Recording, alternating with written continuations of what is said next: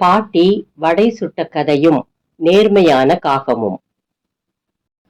அது ஒரு அழகிய கிராமம். அந்த கிராமத்தினுடைய சாலை ஓரத்தில் ஒரு பாட்டி வடை சுட்டு விற்று கொண்டிருந்தாள்.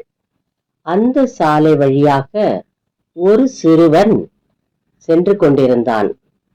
வடையின் அருமையான வாசனை அவன் மூக்கிற்கு சென்றது. அதனால் அங்கே அவன் சென்றான். பாட்டி, வடை எவ்வளவு பாட்டி என்று கேட்டான். ஒரு வடை 5 ரூபாய் என்று பாட்டி சொன்னார்.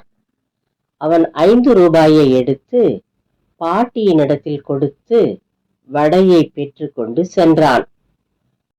காகம் அங்கே அமர்ந்து பார்த்து கொண்டிருந்தது. 5 ரூபாய் என்னிடத்தில் இருந்தால் நானும் ஒரு வடை வாங்கி சாப்பிடுவேனே என்று சிந்தித்துக் கொண்டே கடற்கரை ஓரத்தில் பறந்து சென்று கொண்டிருந்தது. அப்பொழுது கடற்கரை ஓரத்தில் ஒரு 5 ரூபாய் நாணயத்தை காகம் கண்டது. அதை வாயில் கவ்விக்கொண்டு பாட்டியின் இடத்திற்கு பறந்து சென்று 5 ரூபாயை பாட்டியிடம் கொடுத்து வடை வாங்கி மரத்தில் அமர்ந்து மகிழ்ச்சியாக சாப்பிட்டது. இந்த கதையிலிருந்து நாம் எதை தெரிந்து கொள்ளுகிறோம் என்றால், இந்த காகம் மற்ற காகங்களை விட வித்தியாசமானது. நேர்மையான காகம். நேர்மையான வாழ்வே சிறந்தது.